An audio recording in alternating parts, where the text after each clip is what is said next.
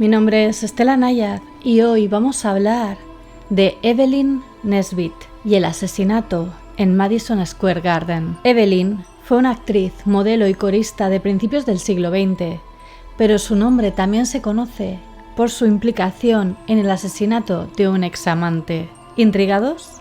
Acompañadme en esta misteriosa historia, pero antes no olvidéis suscribiros a mi canal para ver más vídeos como este, darle a la campanita de notificaciones para que os avise cuando subo un nuevo vídeo y seguidme en mis redes sociales. Bajad las luces, subid el volumen y ahora sí, comenzamos.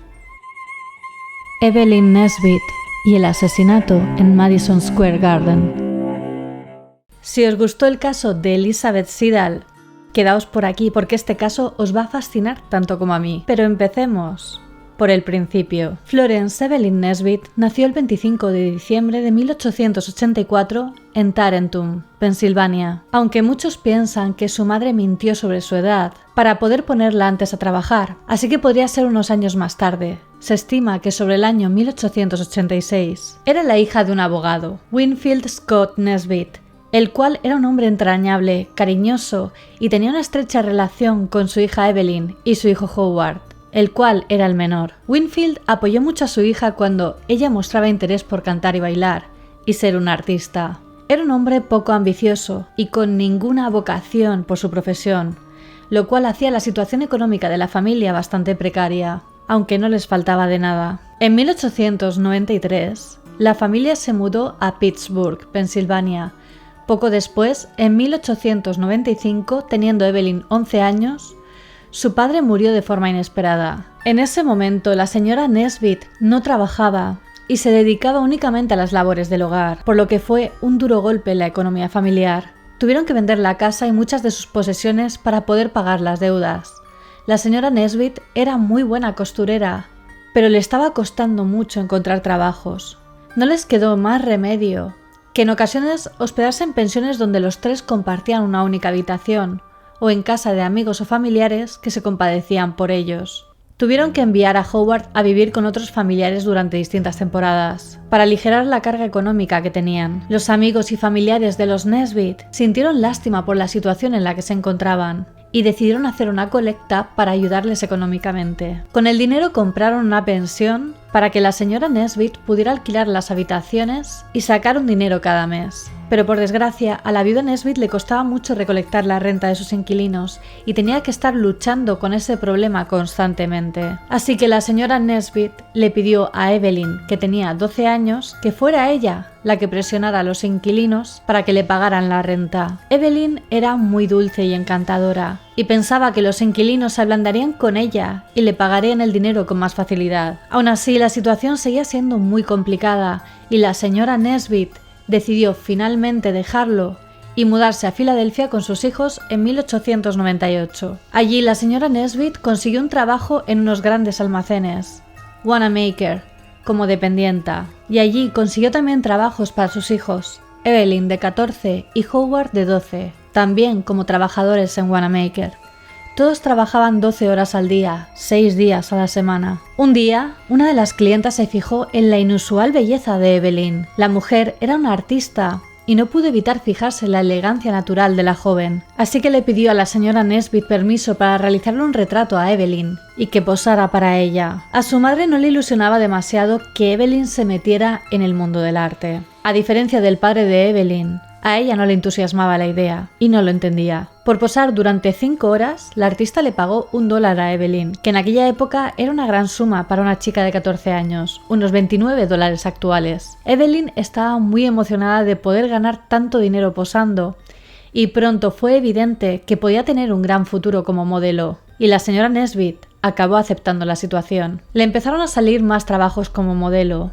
La artista la recomendó a otros amigos, pintores y fotógrafos, y Evelyn se convirtió en la modelo predilecta de la zona. Cada vez le salían más trabajos, hasta el punto en el que Evelyn era la que traía más dinero a casa a final de mes. Así que tomó la decisión de dejar de trabajar en los grandes almacenes para dedicarse de lleno a su carrera como modelo. En junio del año 1900, la señora Nesbit se mudó a Nueva York para intentar encontrar un trabajo mejor remunerado y dejó a sus hijos con un familiar. Por desgracia, había gente mejor preparada que ella optando por los mismos puestos, así que no consiguió encontrar un empleo mejor. De todos modos, en noviembre se trajo a sus hijos con ella. De nuevo volvieron a compartir todos una pequeña habitación en un edificio cochambroso en la calle 22 de Manhattan, pero Evelyn tenía muy claro que iba a seguir con su carrera como modelo, así que pidió a los artistas de Filadelfia que la recomendaran a otros artistas de Nueva York. Le empezaron a salir trabajos posando y finalmente le recomendaron que llamara al pintor James Carroll Beckwith. James Carroll Beckwith le pidió que posara para él 2 veces a la semana hasta que completara un retrato de ella. Beckwith le cogió cariño enseguida y era muy protector con Evelyn. Le buscó más trabajo con otros artistas relevantes de la ciudad y pronto Evelyn estaba solicitada por todo Nueva York. Evelyn posaba para pintores, ilustradores y fotógrafos. Se fue haciendo más y más reconocida hasta que su imagen empezó a aparecer en las más conocidas revistas como Cosmopolitan, Harper's Bazaar, Ladies' Home Journal y Vanity Fair. Evelyn posaba para anuncios, ya que los publicistas pensaban que con la imagen de Evelyn, que tan de moda estaba, venderían muchos más productos. Aparecían anuncios de Coca-Cola, postales, posavasos, espejos de bolsillo. Incluso aparecía como la reina de corazones en un diseño de barajas. También posó para el ilustrador Charles Dana Gibson, el cual creó la Gibson Girl, un arquetipo de belleza americano. Evelyn se convirtió en una de las famosas Gibson Girls. En la ilustración Woman, The Eternal Question, una de las preferidas del artista. Muchos historiadores incluso la consideran la primera pin-up de la historia. Pero a pesar de que había ganado una gran fama y que ya ganaba ella sola más de lo que ganaban los 3 juntos trabajando en los grandes almacenes, Nueva York era un lugar muy caro. Así que Evelyn, también cansada de posar tantas horas en la misma postura, decidió probar suerte en el mundo del teatro y el espectáculo. Le comentó la idea a su madre, la cual decidió apoyarla ya que pensó que esto incrementaría sus ingresos. La contrataron como corista en la obra Florodora de John C. Fisher en el Casino Theatre de Broadway. Les llegó el rumor de que algunas de las chicas que actuaban allí habían conseguido casarse con millonarios y esto emocionó a Evelyn, pero incluso más a la señora Nesbit. Cuando terminó la temporada de la obra Florodora, Evelyn consiguió su primer papel principal en la obra The Wild Rose de George Lederer. Ahí hacía de Vashti, una gitana romaní. Durante uno de los pases de la obra, unos compañeros le presentaron a Stanford White, un famoso y rico arquitecto neoyorquino. Era conocido que Stanford, Stanny, como le llamaban sus amigos, era un Casanova y le gustaba seducir a jóvenes actrices. También había un rumor de que Stanford White tenía un club privado con otros millonarios de la zona, donde llevaban a jóvenes chicos y chicas y les hacían las cosas más depravadas en privado. Hay que tener en cuenta que en aquel momento Evelyn Nesbit tenía oficialmente 16 años, pero se estima que en realidad tenía solo 14 años cuando conoció a Stanford White, el cual tenía 47 años. Dicen que cada vez que Stanford acudía a una representación de la obra y veía a Evelyn, se comportaba como un adolescente. Cuando Evelyn lo conoció, dijo que le parecía, literalmente, terriblemente viejo. Pero poco a poco se dejó amilanar con su encanto. Pero Stanford White intentó camelarse no solo a Evelyn, sino también a su madre. Pero la señora Nesbit era muy recelosa de aquel hombre. Stanford White tenía un lujoso apartamento de varias plantas al oeste de la calle 24, el cual estaba justo encima de la famosa juguetería F.A.O. Schwarz. Allí organizaba importantes fiestas, a las que acudían personalidades y gente del espectáculo. Stanford White invitó a Evelyn Nesbit y a su amiga Edna Goodrich a comer allí, y ellas quedaron totalmente asombradas con el lujoso apartamento. La comida fue especialmente lujosa y Stanford les permitió beber un vaso de champán a cada una. Cuando terminaron, subieron por una elegante escalinata al piso superior, donde había una preciosa habitación decorada completamente de color verde. En el centro había un columpio de terciopelo rojo y las cuerdas estaban adornadas con enredaderas de hiedra. Evelyn se quedó prendada de la habitación y se divirtió mucho allí aquella tarde con su amiga en el columpio y quedó impresionada con la riqueza de Stanford. Stanford fue todo un caballero y un gran anfitrión durante toda la velada y todos quedaron encantados. Durante esa época, Stanford White empezó a ser extremadamente generoso con la familia Nesbitt. Se convirtió, según la señora Nesbitt dijo, en su benefactor. Pagó para que el hermano de Evelyn, Howard Nesbitt, pudiera asistir a la academia militar y les hacía numerosos regalos y también les daba dinero. Llegó un momento en el que le pagó a la familia Nesbitt una suite en el Hotel Wellington y diseñó la decoración de la suite él mismo. Decoró la habitación de Evelyn con el mismo estilo que la habitación del columpio de su apartamento, que tanto le había gustado, y poco después convenció a la madre de Evelyn para que se marchara un tiempo de viaje a Pittsburgh con los amigos, sin sus hijos, con todos los gastos pagados. Howard estaba en la academia militar y le dijo que no debía preocuparse por dejar sola a Evelyn, porque estaría él vigilándola. La madre de Evelyn creía que Stanford White era inofensivo y que solo quería cultivar una relación paternal con su hija. La señora Nesbitt tenía toda su confianza depositada en Stanford White y antes de marcharse le dijo a su hija: «Obedece todo lo que el señor White te diga». Y se marchó con la condición de que Evelyn solo podía ver a Stanford White durante su ausencia. Poco después de que la señora Nesbitt se marchara, Stanford invitó a Evelyn de nuevo a su apartamento. Mandó un coche a recogerla al hotel y cuando llegó se dio cuenta de que ella era la única invitada aquel día. Stanford le dijo que el resto de los invitados no habían podido ir. Volvió a ofrecerle champán y esta vez le dejó beber todo lo que ella quisiera. Además le regaló un precioso kimono amarillo y le pidió que se lo pusiera y ella, encantada, se cambió y volvió con el kimono puesto. Entonces él le volvió a llevar de tour por la casa, adentrándola en las habitaciones que no le mostró la vez anterior, y acabaron en una habitación con todas las paredes y el techo de espejo. Evelyn no recuerda nada después de esto, ya que el champán hizo efecto y perdió totalmente la conciencia. Cuando se despertó, estaba desnuda,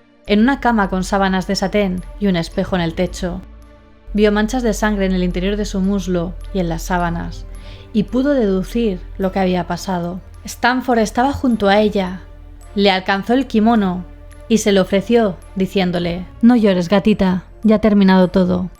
Ahora me perteneces». Según las propias palabras de Evelyn, dijo que había entrado en aquella habitación siendo virgen, pero que salió sin serlo. Evelyn estaba enfadada y confusa con la situación. Ella admiraba a Stanford y confiaba en él, y no era capaz de entender cómo pudo haberle hecho aquello. Pero Stanford consiguió mantener una fuerte influencia sobre Evelyn durante mucho tiempo. Ella tampoco tenía a quién más acudir y tuvo que resignarse con la situación. Y las demás veces que Evelyn se subió al columpio de terciopelo, tuvo que hacerlo desnuda. Mientras tanto, Stanford la compraba con regalos caros: collares de perlas, abrigos de piel de zorro y 3 anillos de diamantes. También se volvió muy posesivo y celoso y no soportaba que otros hombres se interesaran por Evelyn. En aquel momento, Evelyn conoció a John Barrymore, de 21 años, y se hicieron muy amigos. Congeniaban muy bien y les encantaba pasar tiempo juntos. Se habían conocido en agosto de 1902, precisamente en una fiesta en el apartamento de Stanford White, y no era ningún secreto que John Barrymore estaba completamente enamorado de Evelyn. John aprovechó una ocasión en la que Stanford estaba de viaje por un trabajo de arquitectura para intentar hacer avances con Evelyn. Pero en cuanto la señora Nesbitt se enteró, entró en cólera y le pidió a Stanford White que interviniera y rompiera la relación. Y es que la señora Nesbitt sabía que todo lo que tenían se lo debían a Stanford White. Finalmente, Evelyn y John rompieron su relación. Evelyn seguía participando en la obra The Wild Rose y fue por su actuación que llamó la atención de otro hombre.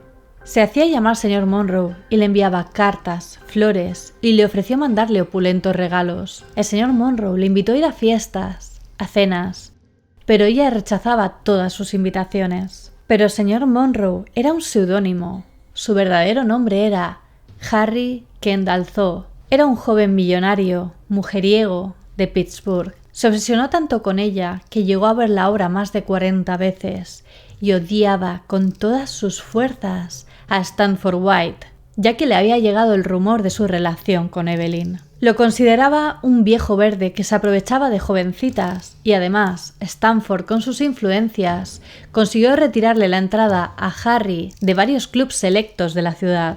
Harry consiguió conocer a Evelyn a través de un intermediario y cuando la vio por primera vez se arrodilló frente a ella y le besó el dobladillo de su vestido, diciendo que Evelyn era la chica más hermosa de todo Nueva York. Harry quería hacerse cargo de ella con su fortuna y que no dependiera más de Stanford White.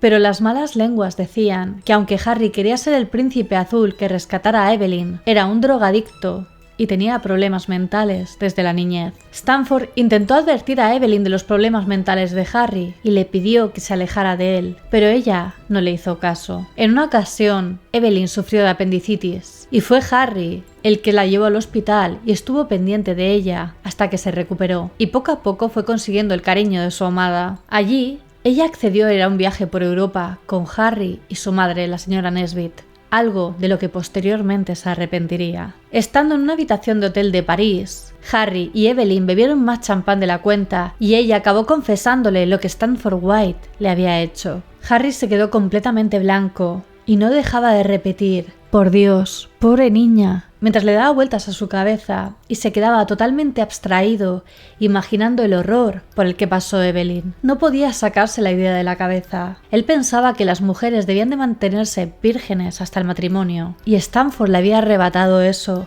porque él ansiaba casarse con Evelyn. Siguieron con el viaje, pero Harry cada vez estaba más raro. Su salud mental se deterioraba y solo escuchaba en bucle en su cabeza la frase que Stanford le dijo a Evelyn tras abusar de ella, y juró que se vengaría de él. Harry empezó también a culpar a Evelyn y a su madre de lo que había sucedido, especialmente a la señora Nesbit, y ésta acabó volviéndose del viaje porque no soportaba más la situación. En una ocasión, estaban en un castillo alquilado en Austria, Schloss Katzestein, que ella misma describió diciendo: «Una enorme pesadilla gótica, de piedras frías y gélidos corredores tenuemente iluminados, más lúgubre que cualquiera de las historias de los hermanos Grimm». Una noche, Evelyn estaba ya dormida cuando se despertó al notar que algo se movía en su cama. Cuando abrió los ojos, se encontró con Harry completamente desnudo. Harry empezó a abusar de ella y a azotarle con una fusta,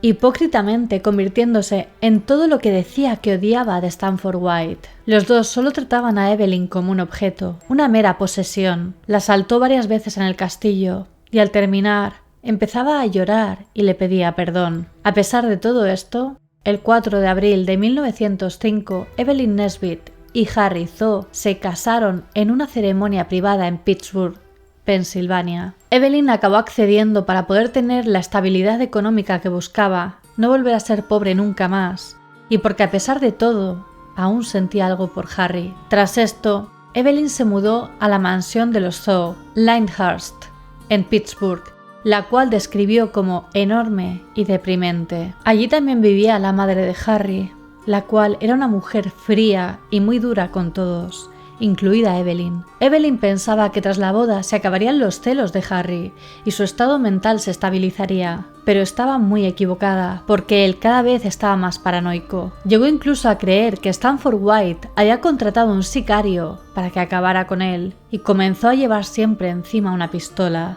En la primavera de 1906, Harry empezó a organizar un viaje por Europa para él y Evelyn, y decidieron que pasarían una semana en Nueva York antes de zarpar por el Atlántico el 28 de junio. Así que el 25 de junio de 1906, estando la pareja en Nueva York, justo antes de su viaje, decidieron ver el show Mamselle Champagne en Madison Square Garden. Evelyn quedó con su marido y dos amigos más en un bar cerca del Madison Square Garden, y cuando llegó, Harry ya había consumido 3 bebidas alcohólicas. Antes de ir allí, pasaron por el Café Martin para cenar antes de entrar al espectáculo, y estando en el restaurante entró Stanford White con su hijo y pasó junto a la mesa del grupo. Evelyn dijo que le recorrió un escalofrío, pero Harry aún no había visto a Stanford, así que le escribió una pequeña nota para informarle de ello y que no le pillara de imprevisto, pues temía su temperamento. La pareja y los 2 amigos que los acompañaban decidieron marcharse de allí a ver el show, pero Harry cada vez estaba más agitado,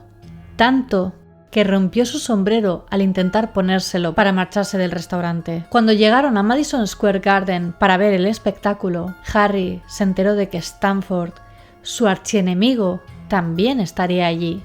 Harry recorría el lugar con una mirada enfurecida, buscando a Stanford, hasta que lo vio sentado en una de las mesas que solía frecuentar. Varias veces intentó acercarse allí, pero finalmente se daba la vuelta. Evelyn veía el peligro de la situación y sobre las 11 de la noche le pidió a Harry y a los 2 amigos con los que iban que por favor se marcharan. Una vez se subieron todos al ascensor, de pronto se dieron cuenta de que Harry no había llegado a entrar y no estaba ya con ellos. Durante la última canción del show, Stanford White vio a Harry Thaw acercarse hacia su mesa a paso ligero, pero no se alarmó demasiado. Pero inesperadamente, Harry sacó su pistola y le disparó directamente a la cara a Stanford White, delante de todo el público, cientos de personas, y para terror de todos los asistentes, que al principio pensaban que era una broma y formaba parte del show.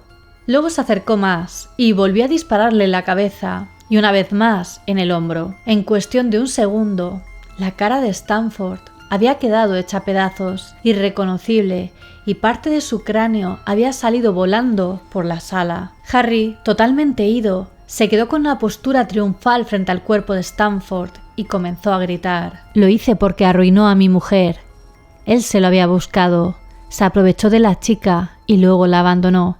No volverás a salir con esa mujer de nuevo». Aunque otros dicen que dijo «arruinó mi vida» en lugar de «arruinó a mi mujer», Evelyn presenció la situación cuando escuchó los disparos y fue a ver lo que había sucedido. Y mientras arrestaban a Harry Thaw, le dijo: «Mira en qué lío te has metido». Y Harry le contestó: «No pasa nada, querida, probablemente te haya salvado la vida». Y tras esto, ella huyó a casa de una amiga y se quedó allí unos días en total estado de shock. Sobre ese momento dijo: «Me poseyó un total entumecimiento de cuerpo y alma. Me estuve moviendo como una persona en trance durante horas». El caso saltó rápidamente a la prensa y se volvió la comidilla de Nueva York. Todo el mundo estaba hablando de ello. La prensa tomó una postura a favor de Harry Thaw, representándolo casi como un héroe y humillando al fallecido Stanford White. Y lo peor, a Evelyn Nesbit, tratándolo como un triángulo amoroso. Se le realizaron 2 juicios a Harry Thaw por el asesinato de Stanford White, y Evelyn tuvo que testificar en ambos. Durante el juicio, al que la prensa denominó como el juicio del siglo, Evelyn se vio obligada a explicar todos los truculentos detalles de la noche en la que Stanford White la privó de su virginidad y abusó de ella por primera vez. Harry Thaw alegó locura transitoria y su madre utilizó su fortuna, más de $1,5 millones, para pagar a abogados y médicos para que verificaran su testimonio. Decidieron que debía alegar locura transitoria porque si no, podía enfrentarse a la silla eléctrica por el asesinato. Le dieron su veredicto final en 1908. Se le condenó a cadena perpetua en una institución mental por el asesinato del famoso arquitecto Stanford White. Fue internado en el hospital Matthew, pero él no estaba contento con ello, así que empezó a prepararse una apelación en la que se declaraba completamente cuerdo. Pero mientras esperaba el nuevo veredicto, Harry, siendo un hombre muy impaciente, decidió escaparse del centro. Fuera le esperaba un coche que le llevó a la frontera con Canadá, donde estuvo varios años. Consiguieron extraditarlo en 1915, pero poco después se le declaró cuerdo y fue liberado. Evelyn Nesbit y Harry Thaw se divorciaron también en 1915 y en el año 1916 Evelyn se casó con el bailarín y coreógrafo Jack Clifford, pero el público siguió culpando a Evelyn de lo sucedido, como si fuera una femme fatal que había enamorado a Stanford y a Harry, haciéndolos pelear por ella. Esto empezó a afectar a su carrera, pero por desgracia también a la de su marido, el cual acabó dejándola en 1918 por este motivo. Evelyn tuvo una carrera sin éxito como artista del vodevil y cine mudo.